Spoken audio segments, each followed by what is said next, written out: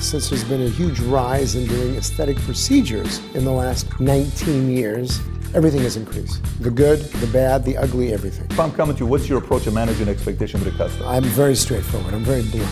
I do computer morphing. I say, here's what you maybe could expect, but it's not a guarantee. And here are the negative things that can happen. I focus on the negatives first. So one of the things I like to do is I like to bring entrepreneurs to you from all different space, not just one specific industry. And today, we're going a whole different direction. Today, we're sitting with Dr. Paul Nassif, who is somebody you've probably seen on TV. If you watch a show, Botched, I think you guys just renewed your 5th season. Which is, it's airing right now. It's airing right now as we speak. So he is a facial plastic surgeon, very well known in Beverly Hills. If you say the name here, obviously a lot of people know him, being half Armenian, half Assyrian. I know our community contributes towards a lot of the business that you do because our nose is just such a perfect nose built for someone like you with the business that you do. Plus, you know, I'm a Lebanese boy, so I know all about that. Yes. A lot of Middle Eastern patients, a lot of Armenians. Not many Assyrians, though. The Armenians in the Middle East, like us, you know, we all got the noses. And the Iranians, especially being in Beverly Hills, and that's exactly right. Sometimes I wonder, you know, if it costs $15,000 to make the nose look good, how much will it cost to make somebody's nose look like mine? That's the real question, right? You got a good looking nose. All the money in the world, it's going to take a lot of money for that. What makes somebody wake up in the morning and say, you know what, here's what I want to do when I grow up. I want to go be a facial plastic surgeon. What was it? You know, you're not born with that one. Sure. You're born with being a doctor, though. Age of 12 is when I started thinking about becoming a doctor. And then when I was in medical school, I got excited about ear, nose, and throat surgery because it was very cool. The anatomy was very different. You know, you're dealing with the skull, you're dealing with the neck with all the vital organs, you're dealing with, you know, cosmetic surgery, and it excited me. Then after you do that, then I steered, because in ENT you can go 5 different directions, to facial plastic surgery because it is the most intriguing, and doing a rhinoplasty, which is about 75% of my practice now, and a lot of that is revision rhinoplasty, fixing up bad, you know, nose jobs. Revision is second time around, or? No, so 75% of my practice is revision, 25% first time. Then out of all the noses, out of that 75%, probably 75 to 80% of that is revision surgery. So I got into liking facial plastic surgery, did a fellowship in that, came to Beverly Hills since I'm from LA, opened up in 1999, and I started doing revision nasal surgery with not that much experience, and now it's kind of what I do. But at 12 years old, so 12 years old, you knew you were going to be a doctor. Parents doctors, mom or dad? Uncle. Uncle doctor. Family practitioner in good old Glendale. Or actually near Glendale and Burbank border. So your uncle's a doctor? Yeah, he's gone now. He was a doctor? Yes. So would you sit there and watch him and say, I want to be like Uncle when I grow up? Or was it a moment? Did you have a special moment that? No, I liked it. I just automatically knew I wanted to do it. Maybe it was my mom saying, my son the doctor. Not my son the doctor. Well, actually, she didn't have a Bostonian accent. She did or she did not? She had the Bostonian accent. Are you from, so you are Bostonian or? Well, my mom's side. By the way, blood doesn't bother you at all? Blood doesn't do anything for you? I hope not. Otherwise, I couldn't do what I do now. So from the beginning, like when you're cutting, none of that stuff does anything for you? No. So when I was in the Army, myself and all these bigger guys were all these athletes. And they say, okay, one of the things you need to do in boot camp is you need to put an IV into your friend's arm. So everybody's looking at each other saying, you want me to put an IV in my friend's arm? Yeah, that's soldier. You're supposed to, but something happens, you got to take care of it. Paul, do you know how many people passed out? Oh, yeah. Guys pass out all the time. Oh, my biggest guys with tattoos were passing out. The toughest guys in the room were passing out. Because they're tensing up and all of a sudden, it's called vagal. They all pass out. So you knew right off the bat this was the route you were going to go. So let me ask you, how much has it changed from the moment you went in 1999 to today, 2018? I mean, from what I do, obviously the prices went up. Dramatically? Yes. What was it in 99? What is it today, give or take? Well, plus I'm a little bit on the higher end of the spectrum, so I do charge more because I'm a specialist at what I do, and it's really hard. But in general, it's probably went up about 300%. 300% from 99 till today? In surgeon fees, that's what I'm going to assume. Maybe 250. 2, the people's style or what they want, it keeps changing, fluctuation of plastic surgery of what it should look like, and our biggest thing now is natural. The other thing that's changed is we're trying to do more non-invasive procedures and good skincare products to make you not age as much rather than needing surgery or very heavy-duty lasers. So we're doing more non-invasive stuff. A lot more doctors called cosmetic surgeons, which really aren't plastic surgeons that are doing aesthetic work. A lot more medical spas, like we have one, but not in a medical office. Things like that. I mean, overall, and also more of an acceptance of having plastic surgery. It's grown. Especially men. Men too. Really? You think how much of that has been the cause of social media and filters and all this other stuff? Everything. Really? Social media has driven almost everything. Especially you do your selfies and the filters and you want to try to look like that. Also, people are out there getting botched. A lot of bad plastic surgeons or just bad things happening to people. But overall, as anything becomes more popular, you have more increase in everything. Complications, bad results, great results, people dying from plastic surgery. People dying from plastic surgery. I mean, all kinds of things can happen. So just in general, since there's been a huge rise in doing aesthetic procedures in the last 19 years, everything has increased. The good, the bad, the ugly, everything. So when you start off day one, you obviously came in being a surgeon, but you didn't have any business background, right? I do. I have a real estate finance degree from USC. Had you ran a business before yourself? Or yeah, I was in the restaurant business for years. So you were even before you became So I knew about business, which is rare in doctors. That so is very different. I have a restaurant. I started waiting tables when I was 16. Okay. Managed a top restaurant in Sunset Strip in West Hollywood during college. Got out of college, I opened a restaurant with my family, but I ran it. I ran it in Pasadena, California. Great city. What was it called? Holly Street Bar and Grill. Okay, so business background, then you got into it. So that gave you an edge to be able to also not only specialize, but also scale the business. Now, how about the marketing side? Like at what point did you say, you know what, I kind of like what I'm doing, but how about if we decide to take this thing on TV and have a reality show? Did they approach you or did you say, I'm willing to get a little bit more public with what I'm doing here today? I mean, every doctor would try to pitch maybe having a TV show that's a plastic surgeon. I've always been on TV. I always liked this idea. I was doing makeover shows back in the early 2000s. Is that the Dr. 90210? Then I did that after a little bit. Okay. And then unfortunately we went on the Beverly Hills, Real Housewives of Beverly Hills. How was that? It was tough. But with that, that gave me the option for this because the producers of that became my friends. And after that was over for us and a divorce, I sat down with the producers and I said, you know, let's do a TV show where we take messed up plastic surgery and try to fix them on TV and show all the complications and show the healing issues, show what it's really like. And I called the buddy who's on the show with me, Terry Dubrow, and I said, let's do this. And he goes, what are you, crazy? We're gonna actually put our reputations out there and do it. I go, yeah, let's do it. And so we made a little sizzle reel, just us talking about it. And E picked it up just like that. Went no pilot, straight to series. 8, which is the first pickup usually. And we did it, we filmed it, and it was a viral phenomenon, and everyone liked it because it has all the facets of, you know, a bromance, a little bit of comedy, yes, the crazy stories, cautionary tale, and then the aspect of helping other people, the human interest. So all those are tied in, and that's what makes for good TV. And now we're in season 5, and I hope our numbers keep going. And you keep talking about how South America, Central America, they watch you. Everywhere, no, everywhere. That's We're great. 155 different countries. That's nice. And then with that, I developed a skincare line, which I love. I've been into skincare for 10 years, but I finally launched it on Home Shopping Network 2 years ago. I'm going there next week. Then I go to Australia. We're now working on Amazon and more e-commerce. So I have a big anti-aging skincare line. So you know this whole skin thing, you hear a lot of people come out with skin products, but I was reading the reviews. I read it where somebody was saying, you know the skin product is good. When I brought it home and I was using it, I couldn't believe how amazing it was. Then I noticed my daughter keeps taking it away from me.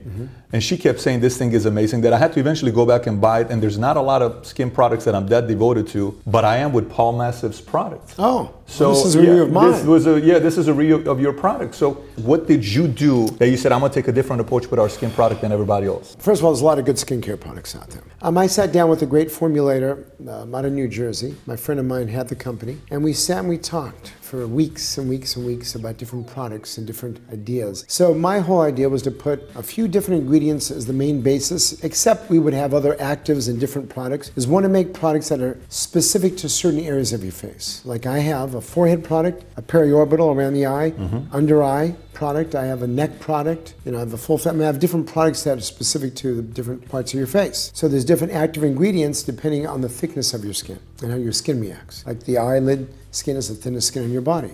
So I wanted hydration as one main feature in almost every product that I have. Not moisturizing, but hydration. Getting actually, the right essence of fluids into the the skin. So that's hyaluronic acid is one of the main ways. And then there's other active products that help pull things in. And then I like retinol and vitamin C as my two main carriers. Vitamin C is a great antioxidant. Retinol is a natural form of vitamin A, and it's stable, not too irritating, but the combined together, or mixtures of both, or single, you can help, the blemishes, the discolorations, help tighten, help get rid of the wrinkles. So I focused on all these, and with hydration helps get rid of wrinkles too, hydrating your skin. So I focused on these three main key points, and then added other active ingredients, and that's how I put this together. And the three work very well together. Where can we find it? NassifMDskincare.com. NassifMDskincare.com. All right, let's put that link below. Yeah, or you could come to our office, our Nassif Skincare.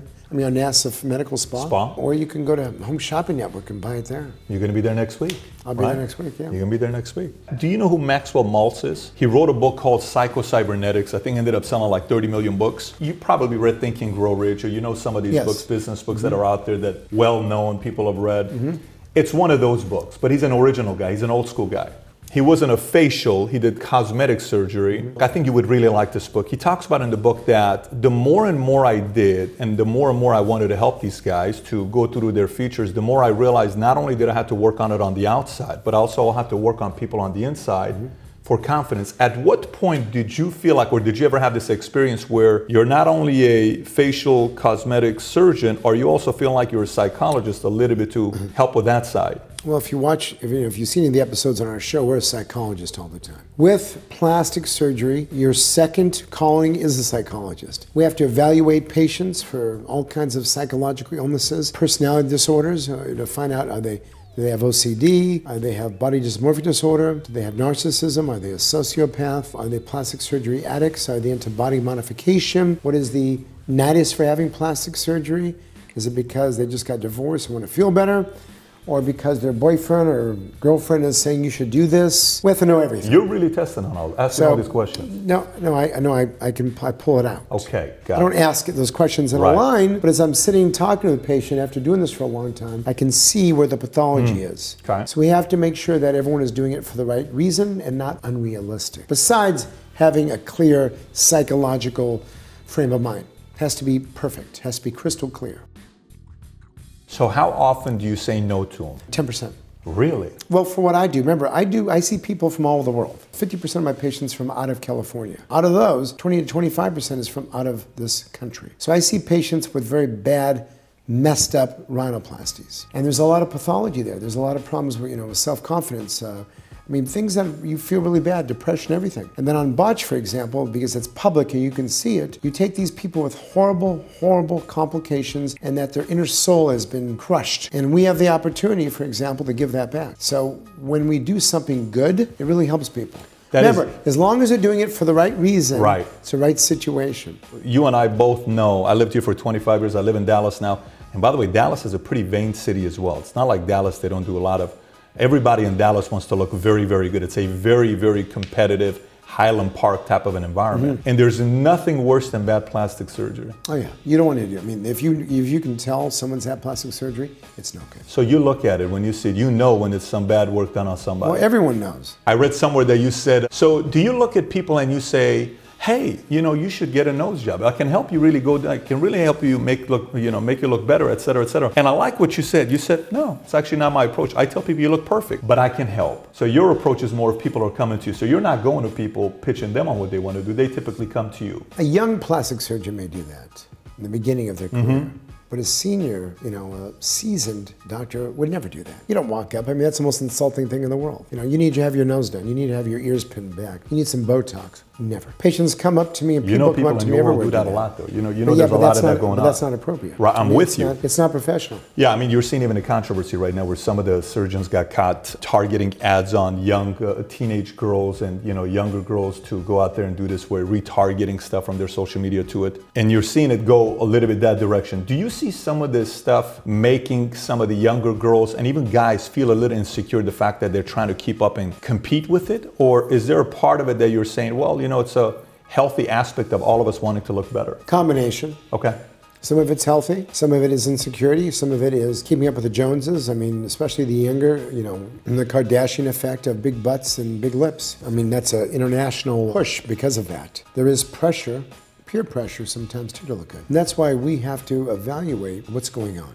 Very important for us to figure that out with each patient to make sure they are the right candidate for surgery. Because if you operate on the wrong candidate, it's not good all the way around. Because one, let's say I do a good job on someone, but if it's the wrong candidate, besides driving me crazy, the patient, whether it's the swelling on the nose or whatever it is. Right. And again, there's different aspects. You can have a patient not happy. So we have to try to figure out what is the main nidus of why they're having surgery. I'm a business guy and I got a big hump on my nose and it's been driving me crazy for 20 years. And you know what? I'm gonna feel better if I get rid of the hump. Cool. Fine. Yeah. Let's do it. Versus someone who comes in with 6 pages of letters, a description of what they want, every angle of the nose. They're called micrographia, when they write really small and they're deciding exactly what angle. You get it that technical. And with the angle and this and that, and then we'll look at you more time. I mean, there's all kinds of things. Wow. And this is going to help change your life and to get them a job and to get them out. So, you know. How do you manage expectations? if I'm coming to you, what's your approach of managing expectation with a customer? I'm very straightforward. I'm very blunt. I do computer morphing. I say, here's what you maybe could expect, but it's not a guarantee. And here are the negative things that could happen. I focus on the negatives first, see if I scare them. And if they're cool with the negatives, then I go, okay, you passed that litmus test, and let's now talk about hopefully what we're going to achieve with it. The nose doesn't heal normally. It heals in a 3-dimensional manner. So in other words, I can do the same thing on both sides of the nose, but one side could heal different than the other. Overdoing a nose, underdoing a nose, causing nasal obstruction. It's more of collapse over time. The more aggressive you do the nose, the more risks there are. But again, I do the face, and you can injure the facial nerve, the nerve that controls movements of your face. Bleeding, infection, poor results, scar formation, everything could happen. It's something that every time you operate, like tomorrow morning, I'm doing 3 surgeries in a row, and tomorrow's all noses. Usually they're mixes of everything, and there's risks. How many total noses have you worked on? I don't know, 10,000 maybe. 10,000. It's a lot of noses to work on, right? 10,000. And how technical is the procedure, by the way? Is it a very... Hardest plastic surgical procedure of all. Why is that? The nose. Probably the healing issue. Okay. And you know, you can just go there and whack things away, but then when you do that, that's when things get screwed up.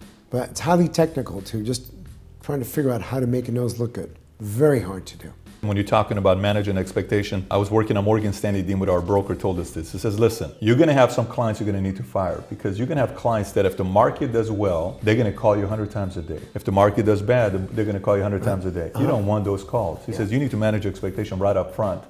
So they're not calling you 24/7, whether the market does good or bad. So It sounds like you're doing the same thing as well. We have to. I tell them up front too. I go, you can't call every minute. I go, this is the process of healing. That's the way it is. So somebody in your world, if someone's getting started right now, what is one way for somebody to differentiate themselves in the industry you're a part of? I want to be truthful and honest and be a good doctor. I think if you're a good doctor and you're a good person and you go set up your shingle, you're going to slowly grow. If you can actually get a niche market of something that you do, like I'm a facial plastic surgeon, I do everything. But now I've become known as the nose specialist. So I've kind of pigeonholed myself in that, but it's the hardest surgery of all, but I like doing it.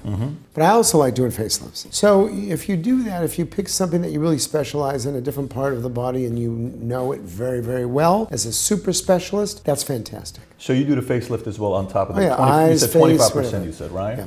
Do all the whole face. So what's the secret sauce to the facelift so the Joker smile doesn't come out? You know how sometimes you hear about the Joker? That's when you pull this way. Yeah, the best way to do is everything is lifted up in a vertical manner. Got it. That way So why do some people do it that way? It's just preference? Preference, or maybe that's their style. That's their style. Yeah, you see the smile when they do it, it completely changes the lips on some who take that route. As somebody who has looked at many different women in his life, you can tell a big difference when something is done a little bit too much versus something that's done too little. I was in Colorado skiing, and this lady, I sit down next to her, my wife and I said, so what do you do for them? She said, I'm a dentist. I'm like, let me ask you a question. When you look at everybody, what do you first look at? Do you look at their teeth? I always look at their teeth. I said, what do you look for? She said, I look to see the color.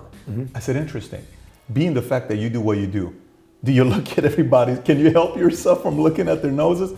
Or do you always kind of look at it and say, you know what? Well, if I had like an hour and a half there, I can really help them a little bit. I glance looking for pretty noses. So being the world that you're in, give us a pretty nose. Who has a really pretty nose? You'd say, that to me is a very nice nose. You know, both men and women. Yeah, a beautiful female, still Megan Fox, still has a gorgeous nose. Or old actress Grace Kelly. You know, a guy, I've had my nose done 4 times.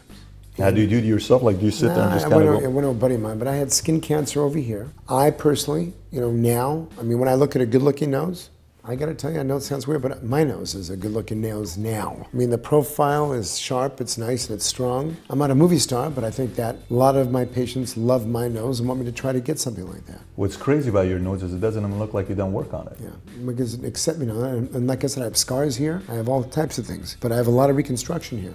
But it looks good, it looks natural. Yeah, I'm going to say my nose. You're going to say your nose? I'm going to say my nose. Props to you, man. Not a lot of people can tell themselves they're the best, but you're saying I have a good-looking nose. Now, but it took 30 years or whatever it was to get it. So who does your work? Who do you trust? I flew to a buddy of mine out in Chicago. He comes in from Chicago? No, I flew out to go see a buddy of mine. You flew out to Chicago, and all the 4 have been done by your friend? No, he did the last one. He did the last one. Yeah. For a guy like you to trust somebody, that's a lot of credibility to have a friend do this.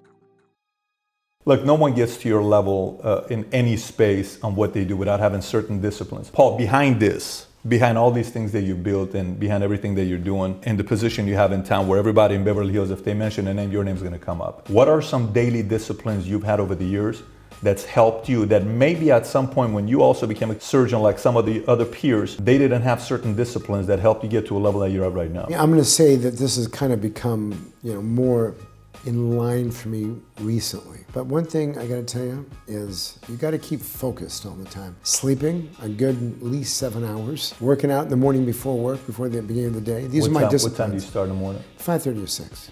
No matter what? Yeah. I work about 5 days a week.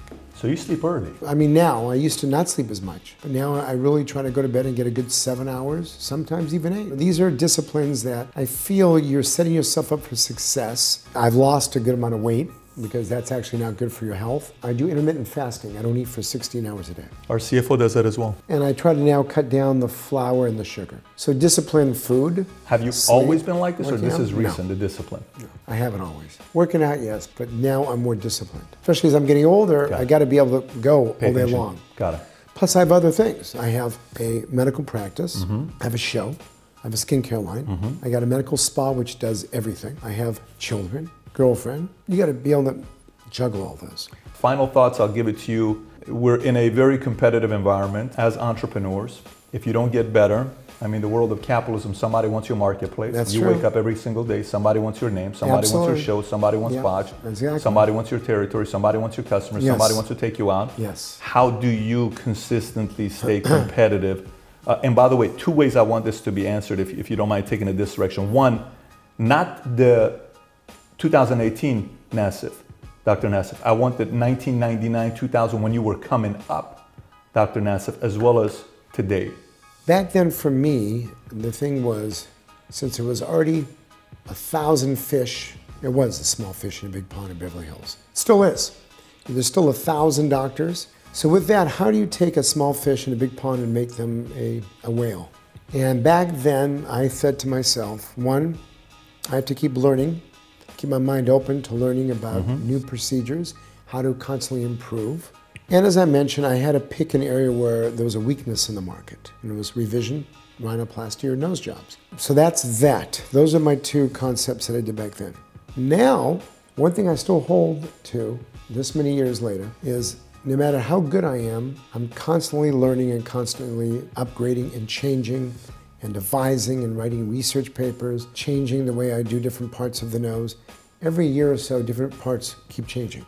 How do you get better with that, though? Do you go other places to see it? You may go other places, or you're in the middle of surgery and you say, you know what, I'm going to try this. And you think, and you experiment. Not an experiment where you're going to cause a bad problem, but you have to, your mind has to keep growing and thinking. You have to take constructive criticism. You have to look at your results critically. Who gives you constructive criticism? Myself. Got it. At my level, no one's going to give it to me. I do it to myself. I focus on my noses and my post-operative, and I look at areas where I'm not happy with. So I kept that. I have to be self-disciplined to keep making sure that I strive to be better, take constructive criticism for myself, learn new techniques from everybody, whether they're just brand new or 50 years in practice. And I think if you can keep an open mind and not be a narcissist, I think that you're not the best one in the world and you'll never learn. Say, you know what, I'm good at what I do, but I can still learn a hell of a lot more. That's going to keep you on top of your game. Are you a big reader? Medically, I have to read a lot. Plus with my business, the issue is I have all my emails to do late at night. So I don't have a lot of free time except for the weekends. Then when on the weekends, if I'm not with the kids, I love to read. What do you read? I just, I've been reading recently political books. Such as? I just read the James Comey book. What'd you think Higher about Loyalty. It? Oh, yeah, Loyalty. I liked it. I did vote for Trump. I liked the book. You know, it shed some different light.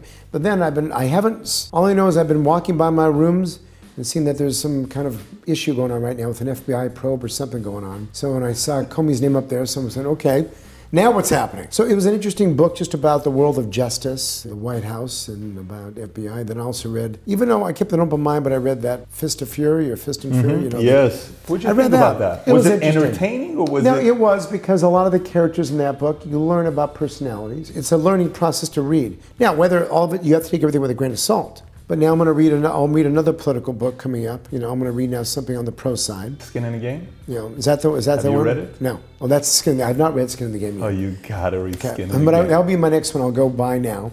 So I'm reading about all these different things. Interesting. And so now what I'm reading about more than anything, I've highly gotten into politics in the last 3-4 months. What caused it? I don't know. I just started getting into it. You know, we don't know what's going to happen. Good, bad, indifferent, we don't know. How strange is that, huh? That politics is coming. So in the last, I've sat down with Jerry Springer. He went straight politics. It was a heated debate. We had a great time together. Ben Shapiro, politics. Ariana Huffington, politics. Prager, I don't know if you know Prager, Dennis Prager, local, big radio guy on KRLA. Laffer, Arthur, are you familiar with Arthur Laffer? The Laffer curve, the guy who was the economist for you know, Kemp and Bush and Reagan and all these guys. Yeah, I think you'll enjoy Skin in the Game. If you're looking for really good, I don't think you're going to be able to put, I get a lot of book recommendations. I've read 1,600 books. Very few books keep me. And Skin in the Game, I just couldn't. I'm reading every one of his books. He's got 4 books out. I'm reading all 4 of them. I finished Skin in the Game last week. I got 3 more to go. Now I'm reading another strategy book right now. That's just 700-page strategy book that explains every single strategy that's been used in every aspect of life. Religion, Democratic Party, the devil, politics, controlling, military, generals, Napoleon, Prince, Machiavelli. And it's like 600 pages of every single historical strategy that was ever used against people. It's in there in one book. So instead of reading all these books, it's all in it. Fascinating. I never recommend 600-700 page books, but it's an incredible book. I will. That's the next one. I'll send it to you. Can we make a note of it? Let's send both of them. I want you to keep a couple things in mind. You know, sometimes inspiration on what somebody wants to do in their lives happens like this. It is so weird on how it happened. People ask me and say, Pat, did you think you were going to go into financial services and be a stockbroker at Morgan Stanley Dean Witter? No, it's called, I watched Gordon Gekko and Bud Fox and I said, I wouldn't mind getting a Series 7 and getting into the industry. Somebody may be watching this right now. You may listen to his story and like his style and his swagger that he has. And you may say, look, I may want to get into this space in a completely different country, and he's in Beverly Hills, because, by the way, in here, 1 out of 10 people you run into is pretty much a plastic surgeon. So to make it to his level, this is not an easy place to make it to his level in Beverly Hills. When I said 1 out of 10, I'm making up that number. That's not a factual stat. I'm just making a point to you that there's a lot of people here that do what he does. But if you got any questions, you're big on Twitter or on Instagram. I see you're pretty active on Twitter every once in a while, maybe more on Instagram than Twitter. Yeah. I mean, I have a little help with that, though, because I don't personally review. So is that going to be you, or is that going to be somebody I have else? My nephews help me with my social media. So where can they get a hold of you? That maybe they're going to hear back from you if they message you. The best way probably to do it is to go to drpaulnassif.com, and then there's inquiries. And you can actually, and they do come to the office and they give them to me, versus calling my office. I'm in Beverly Hills. Call his office, man. He's in Beverly Hills. Okay, you're talking to the man, Dr. Paul Nassif. Brother, thank you so much for taking the time. Pleasure. Really enjoyed it. Take care, everybody.